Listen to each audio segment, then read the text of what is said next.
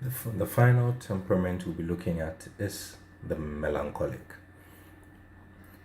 Melancholics are passive. Now, as we move on, we would discuss how their passiveness exhibits itself. They are very sensitive and very emotional. They have good creative abilities, but we say they have a weak nervous system. Now, remember in the beginning, we talked about how the temperaments were used in the medical field. So, they have a weak nervous system because they often break down due to bouts of depression. But they are very creative. They are one of the most creative temperaments that you may come across. So, again, let's look at their strengths and their weaknesses. Melancholics are perfectionists. They are analytical.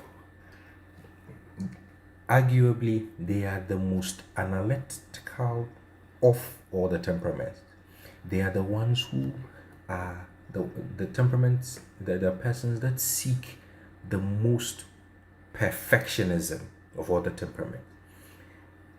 You would find a melancholic doing one thing over and over again just to make sure it is on point. And so you often find them in the arts, like let's say they're artists. They are able to critically analyze things and then come up with something fantastic.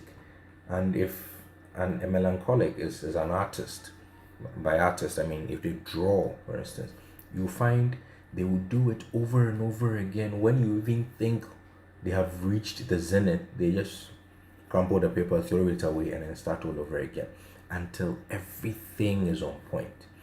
That is a melancholic for you.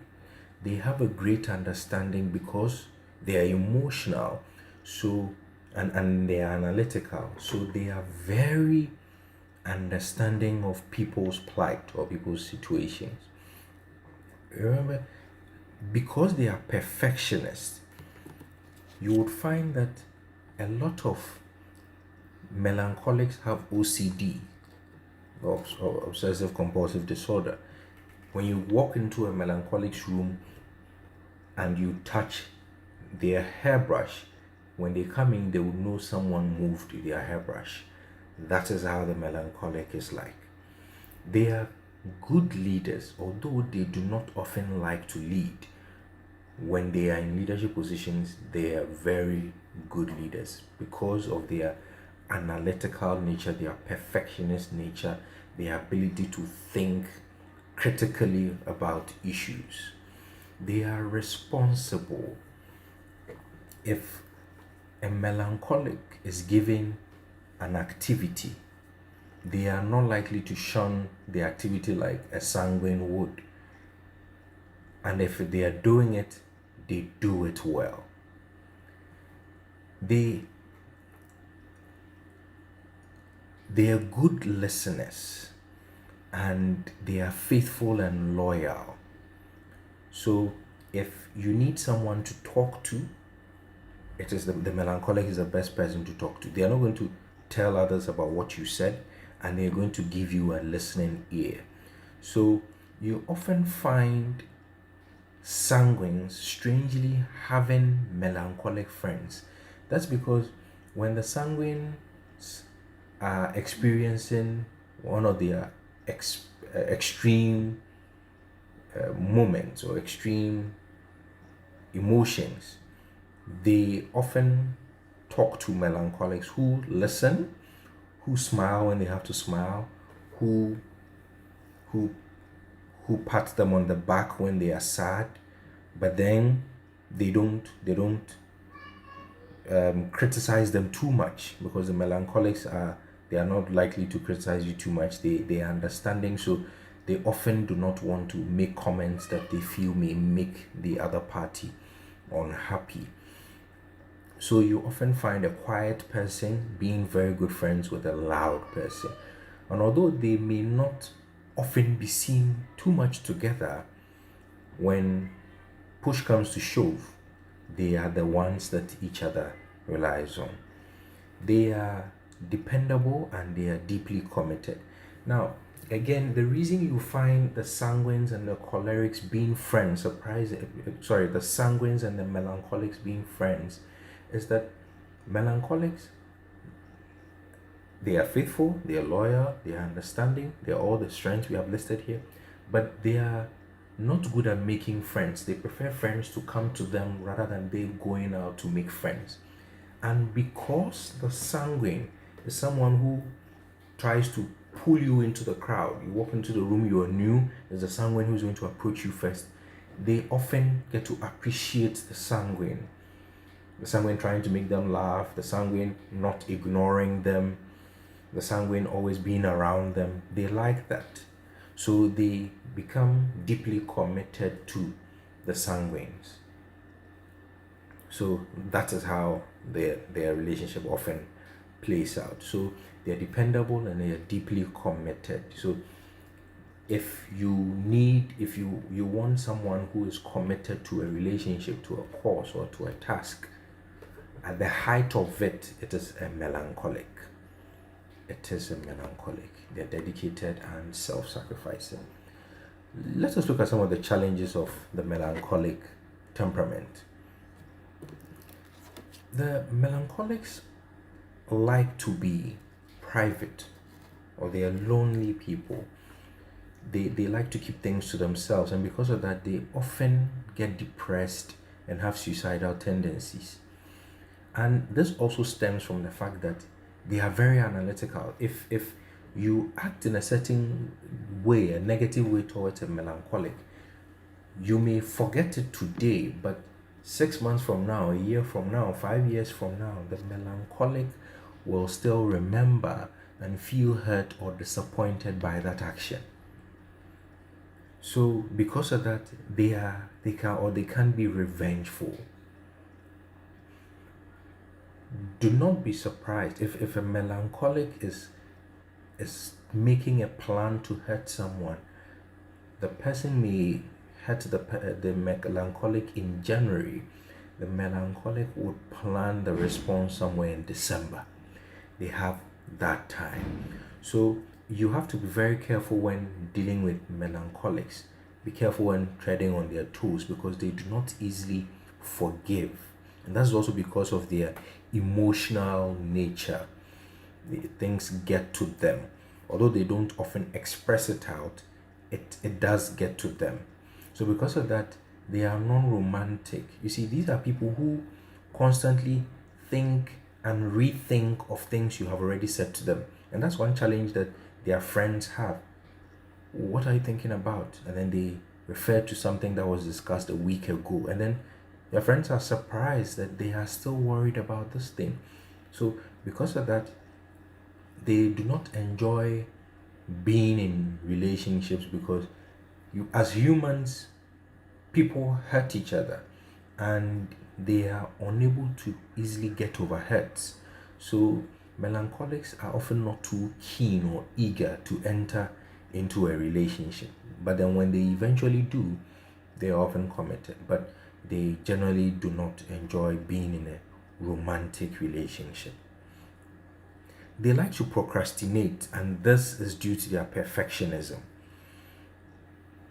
I think we know the story of how long it took for the painting in the Sistine Chapel to be done. It was done over and over again.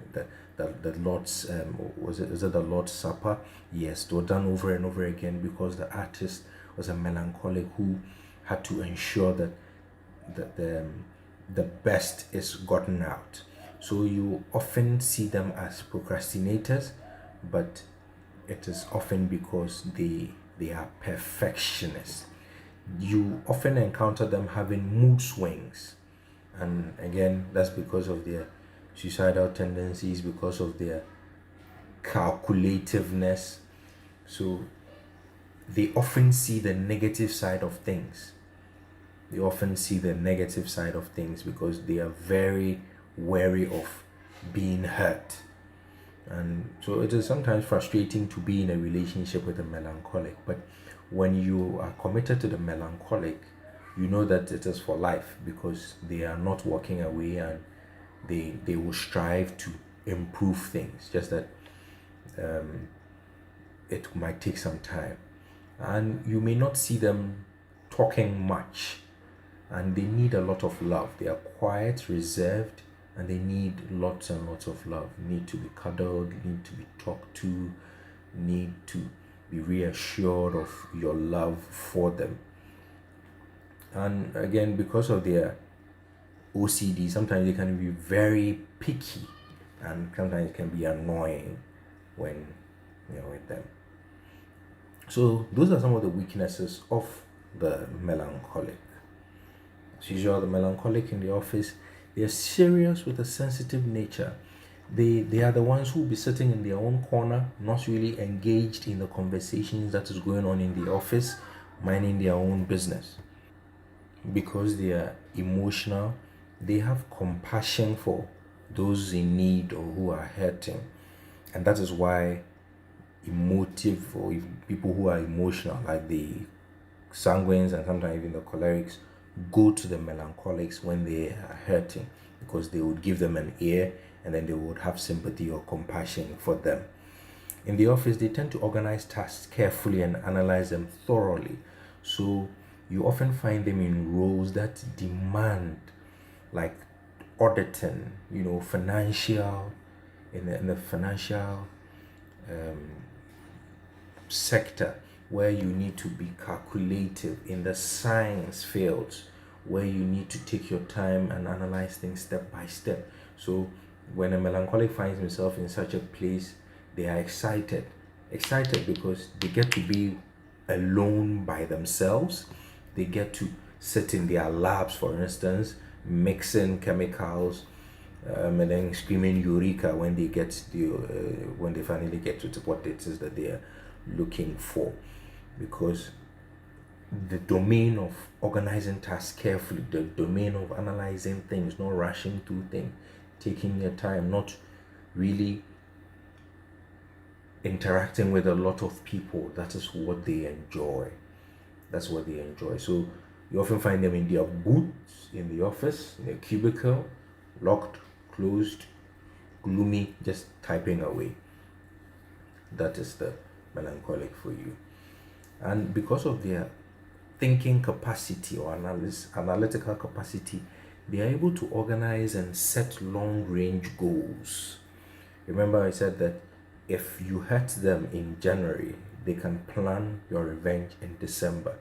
So, yes, they can set long range goals, and that's often good when they are in management positions. And they possess high standards and ideals. They are perfectionists. So, in the organization, and if they are leaders in an organization, they would expect high standards from everybody. Expect high standards from everybody. So the cholerics like it when they are in charge. The phlegmatics like it when they are in charge, because they are able to, they enjoy having high standards and ideals. But of course, the sanguine, who does not like these things, are often unhappy when a melancholic is the leader or is in charge. But the sanguines are often able to get their way around them, of course, with their air, with their jokes, with their conversations, and all those things. But well, when the melancholic sets their minds on something too, it is difficult to change it. So sometimes it's difficult for the sanguines even to let them change their minds. They may get too focused on details or spend too much time on preparation, and that is one of their challenges in the office setting. Because they get too focused on details, it sometimes makes them miss deadlines. Sometimes, if they're supposed to present a report, the substance of the report is done, but they are now going to look at perfect way of presenting it. Should it be in PowerPoint? Should it be in Word? Should we use this font or that font? They might try a whole lot of fonts just to make sure everything is on point. And then, as much as that is admirable, in an organizational setting when time is of the essence, it can sometimes be annoying or it can be a hindrance. They take life too seriously because they are very analytical. The melancholics are those who would analyze their religious decisions, they will analyze their positions in life. They are critical of everything they do, every step they take. So you hardly see them smiling or laughing because, as you said earlier, they are dwelling on the negatives. So in the office setting, you hardly see them being involved in the jokes and the camaraderie that goes on in the office. So people see them as unfriendly or as unagreeable, but well, that's them, and that's how they like to think on things. So if they come across people who are also serious like them or intellectually deep like that, they are excited, and they can sit for hours sharing ideas, either through writings or through discussions. They can do that. They can do that. So that is the melancholic for you. Let us go to the summary of all these temperaments and see what it is that or how they interrelate.